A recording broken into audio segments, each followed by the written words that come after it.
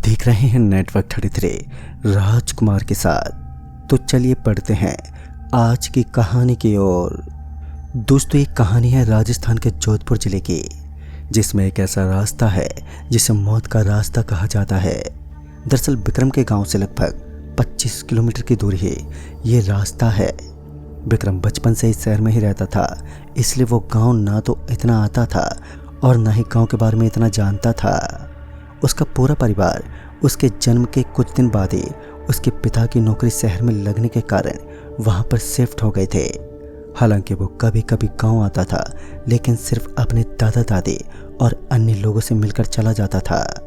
धीरे धीरे वो शहर में बड़ा हो गया, स्कूल पास किया और उसके बाद कॉलेज चला गया।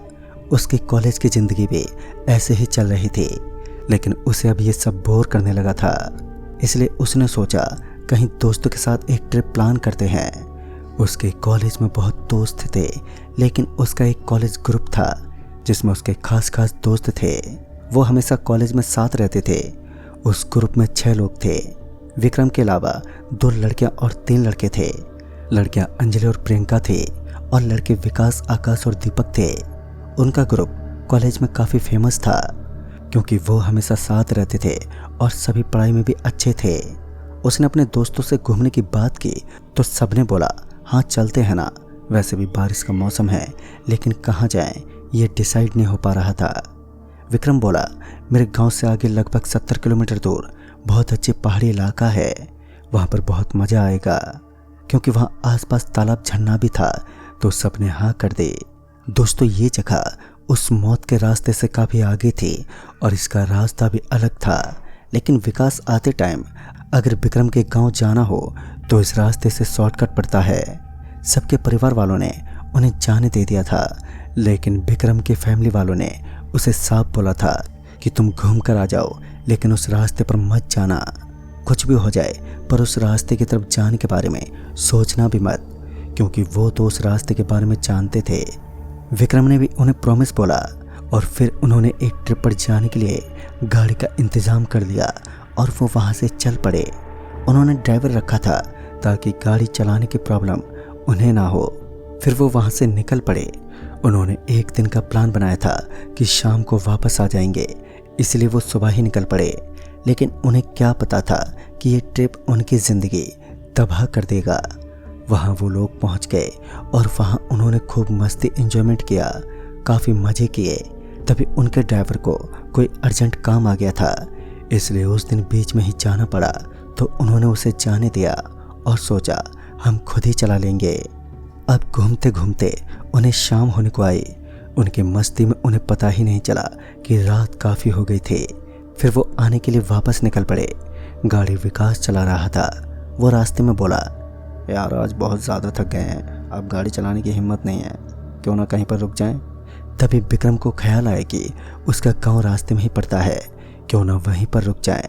वो अपने दोस्तों से बोला चलो ना मेरे गांव चलते हैं, वो यहाँ से ज़्यादा दूर नहीं है। तो सभी दोस्त बोले हाँ हाँ चलते हैं, क्यों नहीं। तभी विकास ने कहा किस रास्ते से चलना है। अब उनके सामने 2 रास्ते थे। एक तो वो जिस पर वो आए थे, लेकिन उस रास्ते से उन्हें गांव जाने के लिए काफ़ी आगे जाना था, फिर वापस आना पड़ता तो उन्हें काफ़ी समय लग जाता।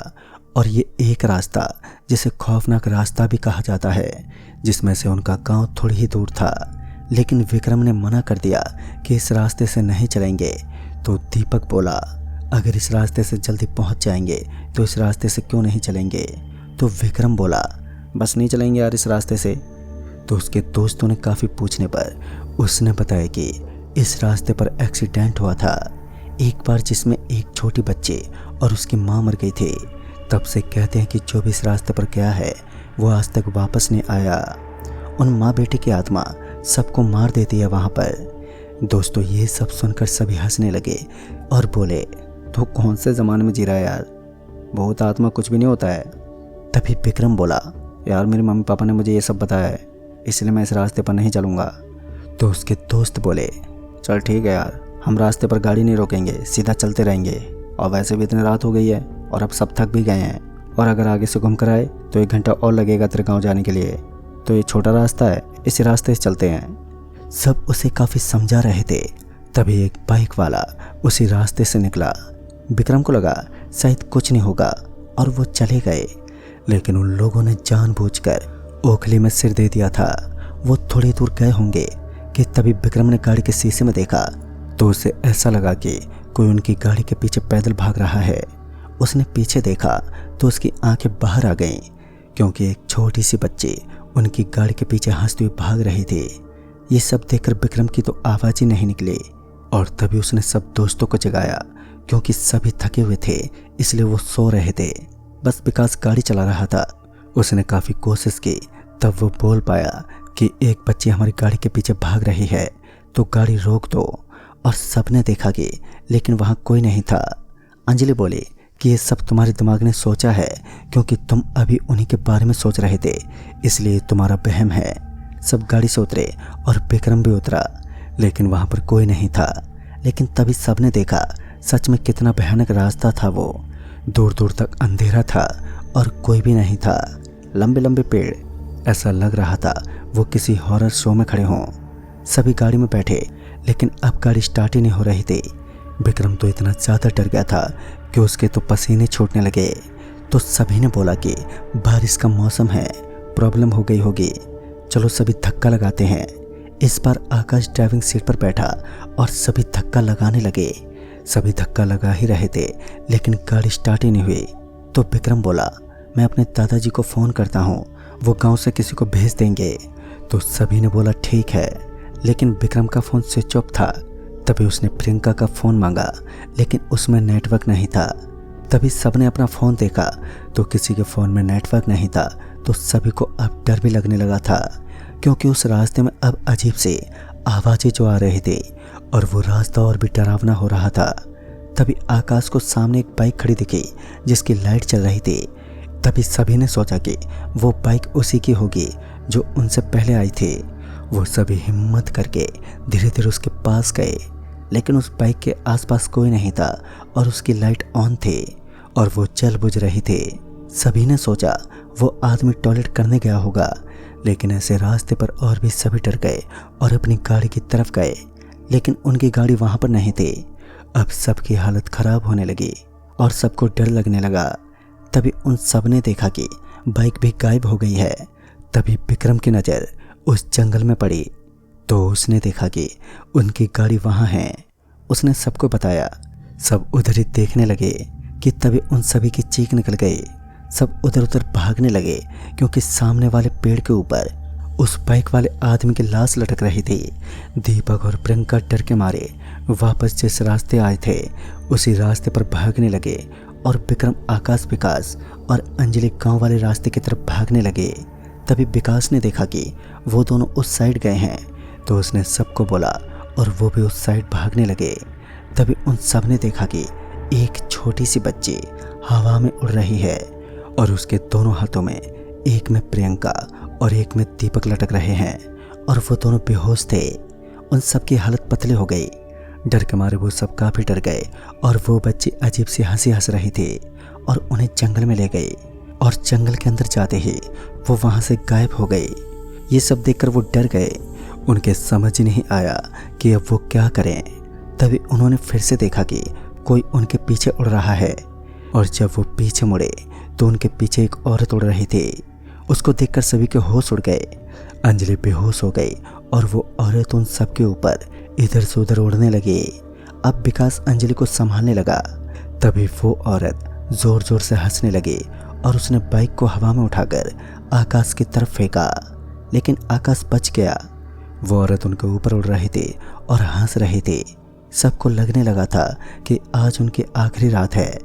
उस औरत का चेहरा बहुत ही डरावना था, जिस कारण से अंजलि बेहोश हो गई थी।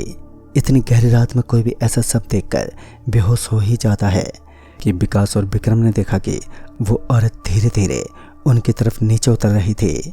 विकास और विक्रम अंजलि को संभालते हुए अभी भी वहीं खड़े हुए थे, क्योंकि वो अंजलि को छोड़कर भी कहीं पर नहीं जा सकते थे और उनके दो दोस्त दीपक और प्रियंका का भी अभी कुछ अता पता नहीं था। और वो औरत नीचे उतरकर उनकी तरफ बढ़ने लगी। वो जैसे ही नीचे उतरी और उन दोनों के पास गई, वो उन तीनों को उठाकर वापस से उड़ते उसी तरफ गई जिस तरफ वो छोटे बच्चे दीपक और प्रियंका को लेकर गई थी। वहां जाकर उसने उन सभी को एक पेड़ के पास नीचे गिरा दिया। तभी विक्रम ने देखा कि दीपक और प्रियंका अभी भी बेहोशी थे और वहीं पर पड़े हुए थे। अब विकास और विक्रम ही बस होश में थे, बाकी उन तीनों को अभी भी कोई होश नहीं था। वो दोनों काफी डरे हुए थे। तभी उन्होंने देखा कि वो छोटी सी बच्ची और वो औरत उन्हीं की तरफ आ रहे थे, पर इस बार उनका रूप पहले से बदला हुआ था और इस बार और भी ज्यादा खौफनाक था। उन दोनों का अब पूरा का पूरा शरीर नीला पड़ा हुआ दिखाई दे रहा था और गर्दन और हाथ पैर टेढ़े हो रखे थे। नाखून भी काफी बड़े थे, सिर से खून भी निकल रहा था और वो दोनों उन आत्माओं को अपनी तरफ आता देख अपने बाकी के दोस्तों को होश में लाने लगे। अब उनके दोस्तों को भी होश आ रहा था और जब तक उनके दोस्तों को होश आया तो वो आत्माएं उनके काफी पास आ चुके थे। वो अपने नाखूनों को आगे करने लगे और वो बच्ची आगे आई और विकास का गला दबाने लगे। हम सब बहुत कोशिश करने लगे, पर उस बच्ची में हम सबसे ज्यादा ताकत थी। इस कारण हम उस बच्चे से विकास को छुड़ा नहीं पा रहे थे कि तभी विकास को याद आया कि उसके पापा ने उसे एक बार कहा था कि उनकी कुल देवी का नाम लेने से भूत प्रेत उनसे दूर हो जाते हैं। तभी विक्रम चिल्लाकर विकास से कहने लगा कि वो अपने मन में कुल देवी का नाम ले, और जब विकास ने अपने मन में कुल देवता का नाम लेना शुरू किया तो उस बच्ची ने उसका गला छोड़ दिया। विकास जोर से जमीन पर गिर गया और उसके दोस्त उनके पास आए। अब सभी लोग अपने मन में कुल देवी का नाम ही ले रहे थे कि तभी अचानक से वो औरत और वो बच्ची अपने आप ही पीछे की तरफ जाने लगे। वो आगे आने की कोशिश कर रहे थे पर आगे की तरफ आ नहीं पा रहे थे और उन्हें ऐसे पीछे जाता देख वो सभी वहां से खड़े हुए और गांव की तरफ जाने लगे। फिर थोड़ी देर के बाद वो सही सलामत अपने गांव पहुंच गए और गांव के कुछ आदमी अपने खेत से वापस अपने घर आ रहे थे। तभी उन्होंने उन बच्चों को देखा और उनके पास गए और उनसे वो कहने लगी कि तुम इस रास्ते से बचकर कैसे आए हो। फिर वो सभी दोस्त विक्रम के दादाजी के घर गए और वहां पर सभी को पूरी घटना के बारे में बताया। तभी दादाजी ने उन्हें बताया कि उस गाड़ी के एक्सीडेंट के बाद उस रास्ते से गुजरने पर हर रोज कोई ना कोई अगले दिन मरा हुआ ही मिलता था, इसलिए काफी सालों से उस रास्ते पर कोई नहीं गया और बहुत बार गांव वालों ने उन आत्माओं को भगाने की कोशिश भी की थी, लेकिन कुछ भी नहीं हुआ और अभी तक वो रास्ता आत्माओं के आतंक से भरा हुआ था। विक्रम और उसके दोस्त जो गाड़ी लेकर आए थे वो उसी जंगल में ही रह गए थे, इसलिए अगले दिन उसके दादाजी उन्हें अपनी गाड़ी में घर छोड़ने गए थे। उस रात वो सभी दोस्त तो बच गए थे, पर उस रास्ते का आतंक अभी भी खत्म नहीं हुआ था। वो आत्माएं आज भी उसी रास्ते पर घूमती है और इस कारण से वो रास्ता पूरी तरह से सुनसान रहता है। तो दोस्तों इस कहानी में बस इतना ही। तब तक के लिए बाय एंड टेक केयर।